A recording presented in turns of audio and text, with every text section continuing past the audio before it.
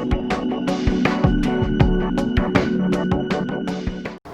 and welcome to another session of weekly analysis of current events. So as usual, we will be giving you the compilation of the last week current affairs. The first topic is from culture, that is Navroz. Navroz is Parsi New Year. So this is a news because it was celebrated on 16th August 2020, and globally Navroz is celebrated on 21st March. However, India celebrated on 16th August, and because we follow the Shahanshahi calendar, that is followed by Parsis in India. So the Shahanshahi calendar doesn't count for a leap year. That is why we are celebrating it on August 16th. So Navroz, it is known as the Parsi New Year, and it is made of two words, Nav and Roz. Nav means new and Roz means a day. Okay, so that means a new day. Okay, and it is a Persian celebration, and it is based on the Iranian calendar, and it is celebrating the new year of the Iranian calendar, and the tradition is observed by Iranians and Parsi community and in the entire world. And in India, Navroz is also known as Jamshidi Navroz, after the Persian king Jamshid, and the king Jamshid is credited with having created the Shahanshahi calendar. So Navroz is also in the UNESCO Intangible Cultural Heritage of Humanity for India. It is there in the list. Okay, the next topic here to discuss is Pandit Just Raj. It's news because he is in news because recently he passed away, because he is one of the most prominent Indian classical vocalists. So he passed away, that is why this is discussed in news.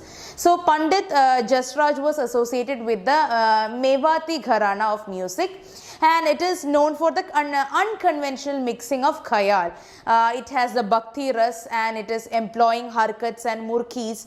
Harkat and murkis are usually used in Carnatic music, that light Carnatic music. So khayal is another music form. It is based on elaboration of raga. It also have lyrics in it, and it have two stanzas. So this is how a khayal goes. So mixture of everything makes his type of gharana. And he also performed semi-classical old musical forms like Haveli Sangeet. He is very famous for Haveli Sangeet, and Haveli Sangeet are the performance that is held in temples and mostly related to the Krishna avatar. Okay, and he created a unique form of Jugalbandi called as Jasrangi, and in which a male and female singer sing different ragas in their respective scales, and it will be merged into their individual displays, and it will be heard as one performance. But basically man and the woman singing will be singing in two ragas and in a different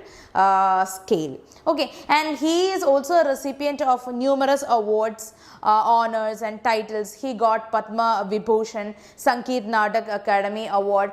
And recently what happened, International Astronomical Unit IAU named an asteroid after him. It was formerly known as 2006 VP32, and now it is known as Pandit Just Raj. He was the first Indian musician to receive such an honor. Okay. Now, the third topic for discussion is Lingaraj Temple. Odisha government, they have decided to give a facelift, a renovation to the 11th century Lingaraj Temple, and the efforts will be to create the spiritual and ecological ambience in and around the temple. The redevelopment plan of the peripheral area of the temple, known as the Ekam Ravan Kshetra in Bhubaneswar, has been approved. Further, the government is planning for a barrier-free access between the temple and the Bindusagar lake. Okay, after the Lingaraj temple, the Bindusagar is a second major attraction for devotees. So they are going to link it. They are going to make it barrier-free. So the historical record suggests that about 350 years ago there was nothing between the temple and this particular lake except some smaller temples. So Bindhya Basini, Bhabani Shankar, Shukhasari and Mohini temples will be part of the this redevelopment plan, and this is a part of the Lingaraj Temple Heritage Development Project, and it comes under Ekamra plan. Through Ekamara plan, it is expected that the heritage redevelopment will enhance the attraction of Bhubaneswar as a tourist site, and it will be actually giving its way towards a UNESCO heritage site. So that claim will become more stronger. Now talking about the Lingaraj Temple. It was built in 11th century and it is dedicated to Lord Shiva, and it is the largest temple of the city Bhubaneswar, and it was believed to be built by Somavamshi King Yayati I. The main tower of this temple, it measures around 180 feet in height, and it is built in red sandstone, and it is a classical example of the Kalinga style of architecture. So Lingaraja temple, it belongs to Kalinga style of architecture dedicated to Lord Shiva and built in 11th century by Yayati I of Somavamshi king. Somavamshi dynasty, and the temple is divided into 4 sections. One is Garbhagriha. Garbhagriha is a sanctum sanctorum, and there is Yajnashala, that's a hall for prayers, and there are Bhoga Mandapa. Bhoga Mandapa is basically the hall of offering, and there is a Natyashala, that's a hall of dance. And this complete complex has 150 subsidiary shrines, and Lingaraj is referred to as Swayambhu, that is originated Shivalink. Okay. And one more important thing about the temple is that it actually supports Vaishnavism and Shaivism sects in Odisha. Right? Now coming to the geography portion, the first topic we are going to discuss is the Death Valley, because there is a high temperature happening in Death Valley. So recently the Death Valley, that is in USA, registered a temperature of 54.4 degrees Celsius, and this will be like the highest in more than a century. So that is why it's very important. So let's talk about the news further. The temperature has been termed as preliminary and not final because it needs verification. It's not confirmed. It needs verification. So according to WMO, what is WMO? It's a World Meteorological Organization. So according to WMO, Death Valley's all-time record high temperature is 56.7 degrees Celsius. That happened in 1913. Okay, and it still stands as the hottest ever recorded on the planet Earth. However, since the temperature recording mechanism a century ago was not very advanced, many doubted that whether it is a correct reading or not. Okay, so the high temperature, it is a result of the heat dome that is smothering around the west coast of USA.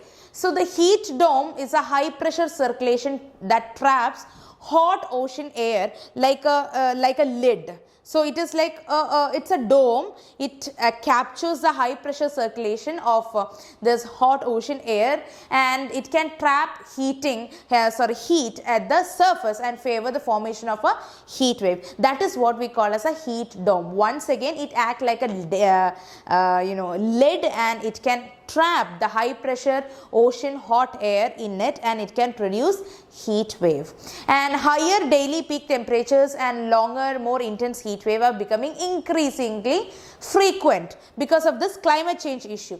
And what happens if there is extreme heat? That means the extreme heat can exacerbate pre-existing health condition, including the respiratory diseases, heart conditions, and kidney disorders. So the immediate effect on the human body are the heat cramps or dehydration, or even you can say heat strokes.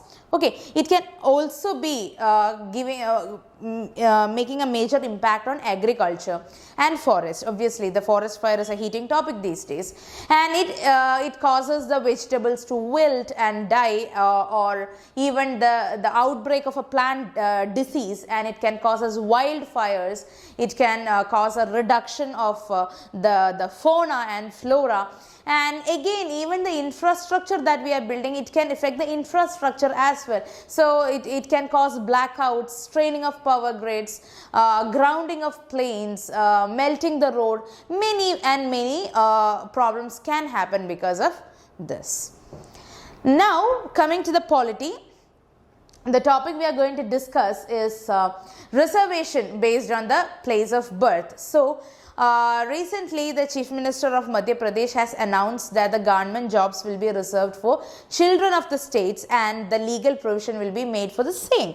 So, we will see the argument against providing reservation based on the place of birth, and then we will see it in favor of it. So, what they say against is that Article 16 in the Constitution of India refers to equality of opportunity in government jobs. So, equality in opportunity will override the factor of birth of place.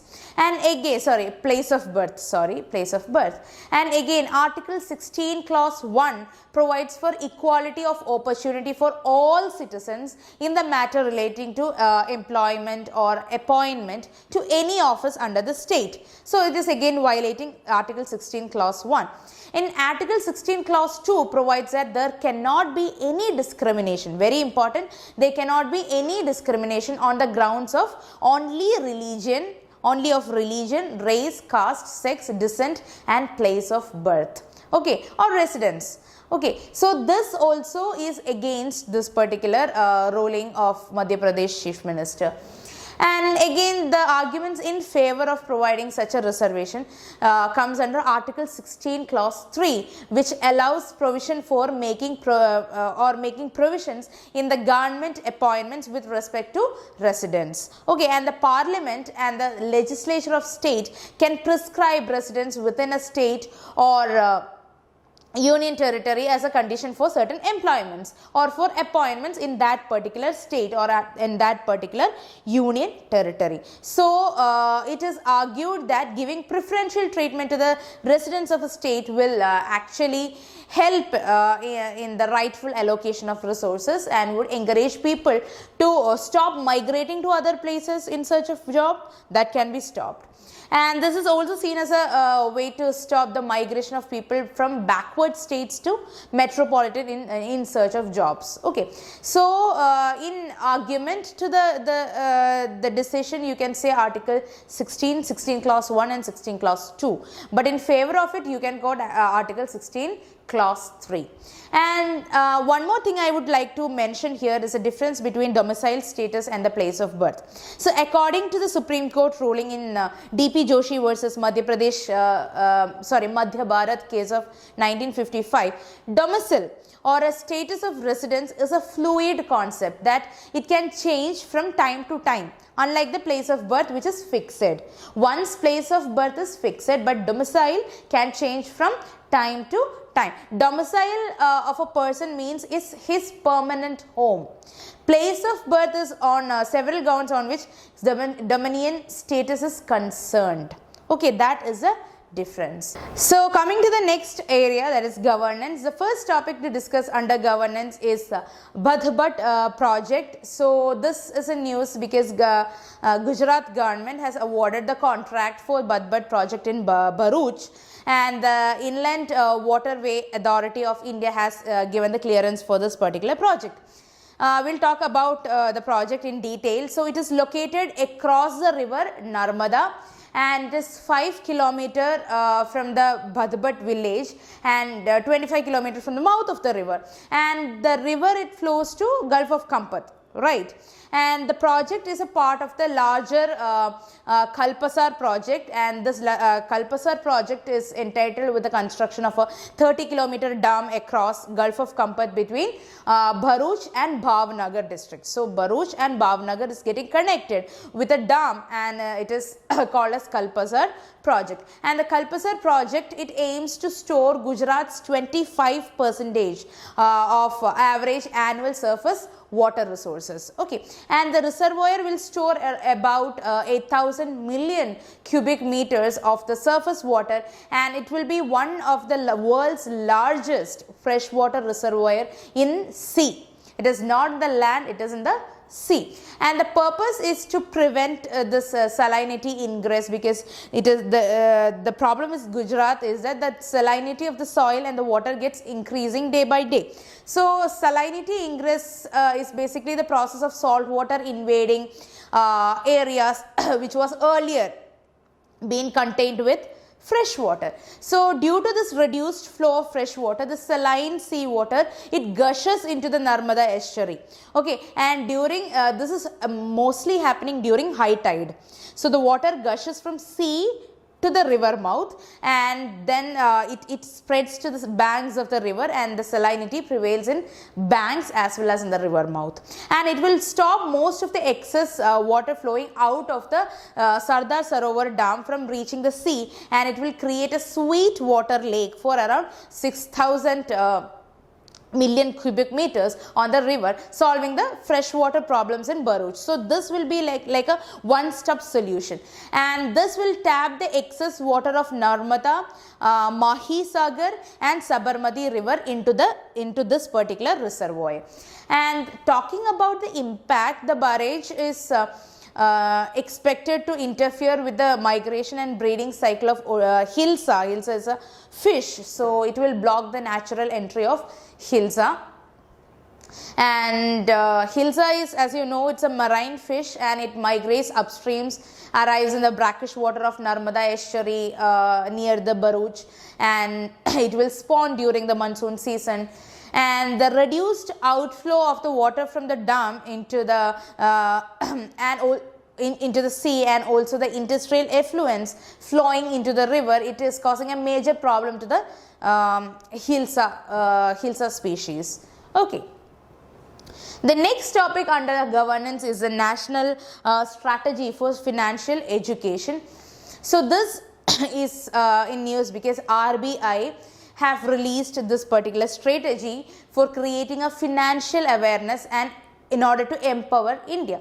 So it is the second NSFE, and the first one was released in 2013. Okay, so the NSFE for the period 2020-25 have been prepared by National Center for Financial Education, and it is consulting with the financial sector regulators like RBI, SEBI, IRDAI, PFRDA. So such giants will be collaborating with National Center for Financial Education to actually prepare this, and it is also under the aegis of the technical group on financial inclusion and financial literacy. It emphasizes a multi-stakeholder led approach for empowering the various section of the population, and it is also to develop the knowledge, the skills, the attitudes and behavior which are needed to manage the money properly, but in a better way for the financial well-being. So it has actually recommended 5C approach for the dissemination of financial education in the country. First thing is content. Content is a financial literacy content for various section of population. Second is capacity. Capacity means developing the capacity and code of conduct for financial education providers. And third is community, that is evolving a community-led approach for bringing out this financial management. Then there is communication. Fourth one is communication, using technology, media or any other sophisticated or innovative measures for communication. And the fifth one is collaboration, that is streamlining the efforts of all the stakeholders for a financial literacy. Now coming to the next area, that is international relations. The first topic is anti-drug working group, BRICS. So you just have to remember one thing from it: anti-drug working group is by BRICS. That's all you have to remember, but I am going into a little more details for you to understand the thing. So recently the fourth session of the BRICS anti-drug working group was held, and it was held through a video conference because of the pandemic situation, and the session was chaired by Russia this year. So the main issues concerned or raised by India, that is what our concern it is. So the India raised the misuse of darknet and the modern technology used for drug trafficking by the international criminals, and also they called for a nodal points to enable the real-time information sharing between the BRIC countries. And why? Because the darknet has been in news, it has been in use among the youngs for the drug trafficking, human trafficking, and even many illegal activities. That is why it is India is bringing it to the main frame. And the trends of drug trafficking is the BRIC groups discuss international and regional trends of illegal trafficking in narcotic drugs, psychotropic substances, and among others. So it also discusses steps to curb the increased instances of drug trafficking through maritime route as well. Okay, so some facts regarding this is that according to the report released by UNODC is the United Nations Office on Drugs and Crime report, they said that the COVID-19 induced lockdown and movement restriction led to an initial statistical reduction in this drug seizure, but it is unlikely to have any effect on the drug supply. That means even though it is showing a dip in the seizures, but it is yet happening. Okay, and according to UNODC, India is one of the major hubs of illicit drug trade, ranging from the age-old cannabis to the prescription drugs like tramadol. So India is like a major hub now. And India is also placed between the two major illicit opium production regions of the world, that is the Golden Crescent and the Golden Triangle. Golden Crescent means in Iran, Afghanistan, Pakistan, and the Golden Triangle is Southeast Asia. Okay. Talking about BRICS, BRICS is an acronym for the grouping of the world's leading emerging economies: India, China, South Africa, Brazil, and Russia.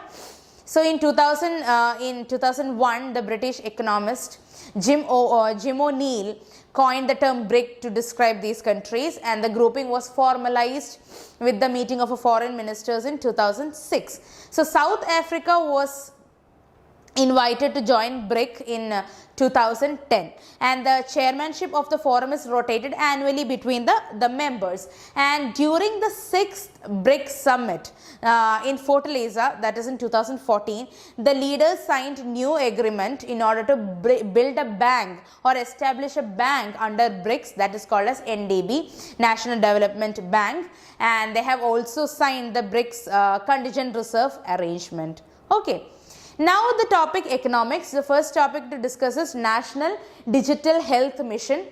So the Prime Minister of India announced the launch of a National Digital Health Mission on the 74th Independence Day. So this is a part of the 3 digital announcement by PM, including cyber security policy and optical fiber connectivity. So these are the 3 major takeaways from the Independence Day speech. So NDHM is a complete digital health system, and it will be launched with 4 keys, that is Health ID, Personal Health Records, DigiDoctor, and Health Facility Register.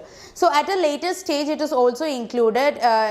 It also includes e-pharmacy and telemedicine services. So it is implemented by National Health Authority under the Ministry of Health and Family Welfare, and it is also the implementing agency of Ayushman Bharat. National Health Authority (NHA) is the implementing agency of Ayushman Bharat. So that NHA is the implementing body of NDHM as well.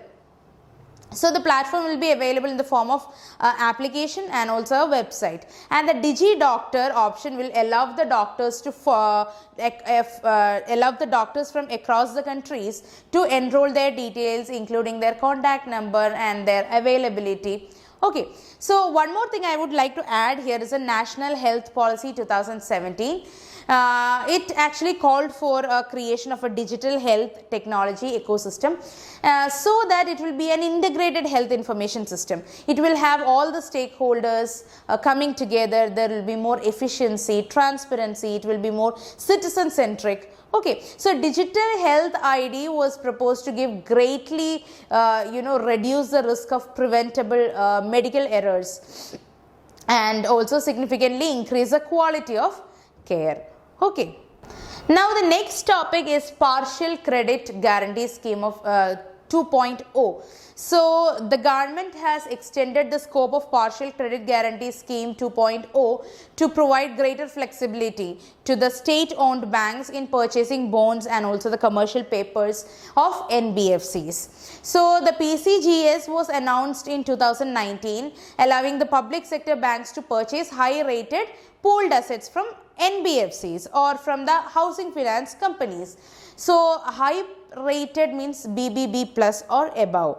Okay, so a pool of assets is basically a securitization of loan portfolio, that is conversion of a loan into security, marketable security.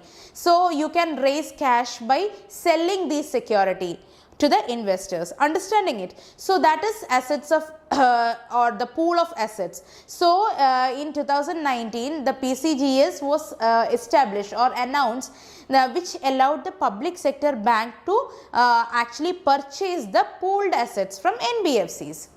So these are sold by NBFCs or the housing finance companies to the banks in return for an advanced payment. So if they are so much in need of money, they can get the bank can get even the interest paying the assets. So the credit rating is the analysis of the credit risk associated with the financial instrument or a financial entity, and this can range from the maximum AAA to the minimum D.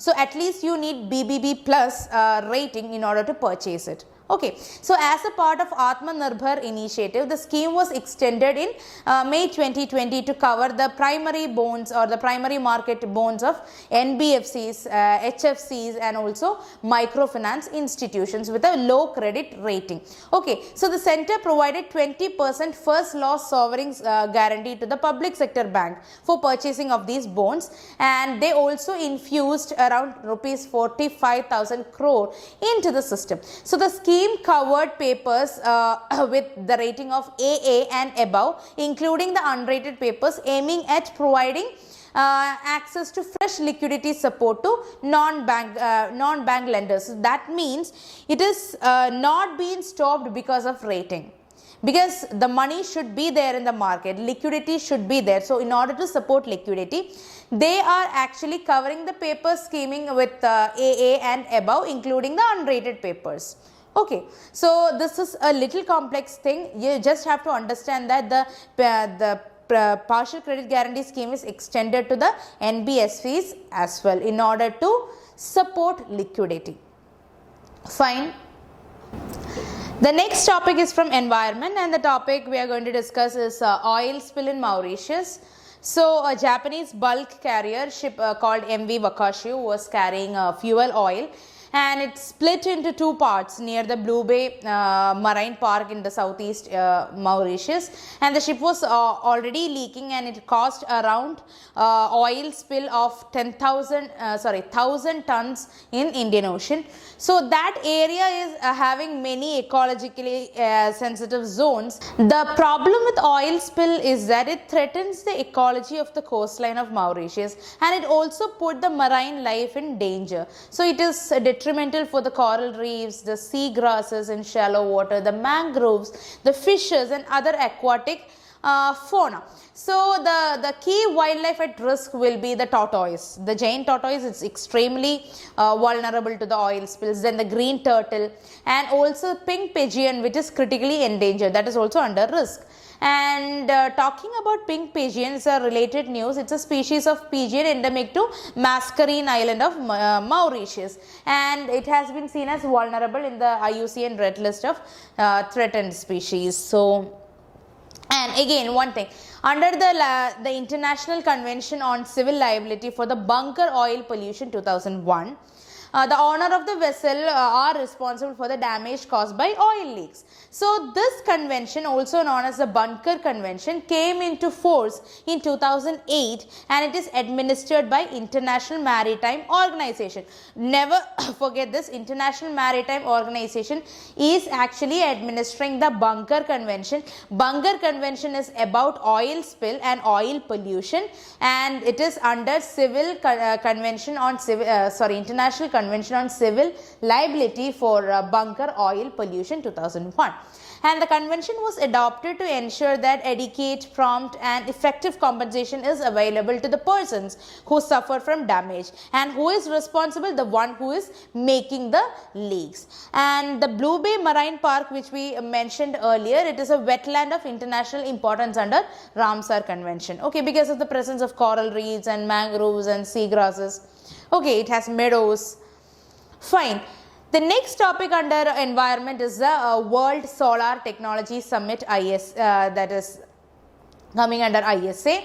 So International Solar Alliance will be organizing the first World Solar Technology Summit, and it will be on a virtual platform. The objective of the event is to bring the attention or the spotlight on the technologies as well as the next generation technologies which will put ourselves towards harnessing solar energy more efficiently.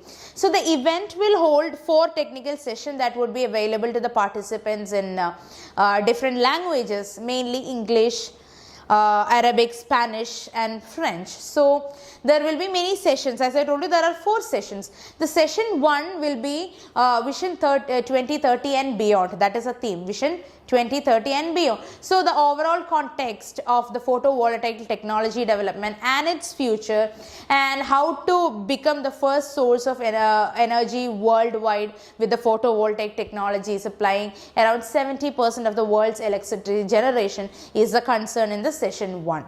Okay, session 2, it is towards decarbonized grid. That's the most recent advances regarding the components such as photovoltaic modules and the storage technology. So initially in session 1, it was talking about development of the photovoltaic technology and also becoming a world's largest electricity generator.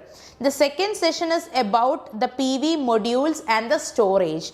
Third session is disruptive solar technology. So it is based on how to apply it, based on application, like whether it should be ground mounted or floating or in the residential tops, rooftops, or in the commercial rooftops. This is the third session about, okay, where to apply it. And the fourth session is beyond the power sector, that is innovative applications where the PV is to move, heat, cool and drive eco-friendly industrial processes. Okay, it's further application, additional application is there in the fourth session. Okay, so the first session, what is the first session about? First session is about the technology development, PV technology development and becoming a creator of electricity. Second is about the storage and the PV modules. Third is about how to apply it. Fourth is about the further application. Okay, talking about International Solar Alliance, it was announced by Indian Prime Minister and former President of France, that is Francois Hollande. And it was in the session of COP21 in Paris, France. And it is actually a coalition of solar resource rich countries to address their energy needs. Okay, so 67 countries have signed it and ratified the ISA framework agreement also. Fine. So you have to learn further about ISA before you go to the examination, because there is news about ISA all over. So you can either refer to the environment text that you are following or follow the current affairs. Okay. The next topic for discussion here is a bioethanol blending of petrol. So the government has set targets for target of around 10% bioethanol blending of petrol by 2022 and to raise it to 20% by 2030 under ethanol blended program, EBP. So the EBP was launched in 2018 as a part of National Biofuels Policy.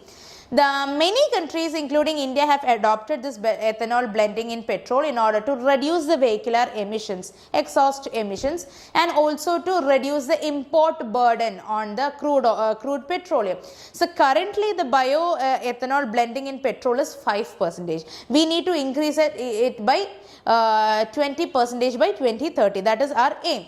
Why we are blending ethanol is because it is estimated that a 5% blending can result in the replacement of around 1.8 million barrel of crude oil. So that means we are actually moving towards substitution of imports. Right. So as the ethanol molecule contain oxygen, it allows the engine to be more it will allow the engine to completely compass the fuel, resulting in fewer emissions. So that will actually help the environment pollution as well. So the renewable ethanol content, it is a byproduct of sugar industry, and it is expected to result in a net reduction in the emission of carbon dioxide, carbon monoxide, and also hydrocarbons. Fine. Now coming to the science and technology portion, the topic is invisible shield against electromagnetic interference. So recently scientists from the Center for Nano and Soft Matter Sciences, CENS, Bangalore, have designed a metal mesh structure to construct an invisible shield against the electromagnetic interferences. So this particular autonomous institute comes under the Department of Science. Okay. So metal mesh structure, it is developed as a copper metal mesh. It is a sheet instead of a continuous film, and it actually exhibit a visible transmission of about 85%. Visible transmission is done. So the transmittance describe how much light passes through a sample. So transmittance means how much light is traveling through that particular sample or that particular mesh or that particular medium. So in other words, it is a light that is absorbed, scattered or reflected. Okay, and it is usually measured in percentage. So the metal mesh networks on the substrate are more transparent than the continuous films. So it can cover only 7% of the area of the substrate other than the 100% by the film. So the metal mesh provides better electromagnetic shielding compared to the thick continuous metal film. Fine. So the main purpose of this shield is to isolate device energy so it doesn't affect anything else and blocks the external energy from getting into it. Okay, so without shielding, the electronics wouldn't function as a designed, or it may even see the electronics works in a certain way. So without shielding it will not work, or it will be detrimental. So that is why we need a metal mesh. So the metal mesh also should be transparent towards the visible light as well. Fine. So that's all for today. I hope you enjoyed the session. If you have any comments or any doubts, please feel free to mention it in the comment section. Thank you so much.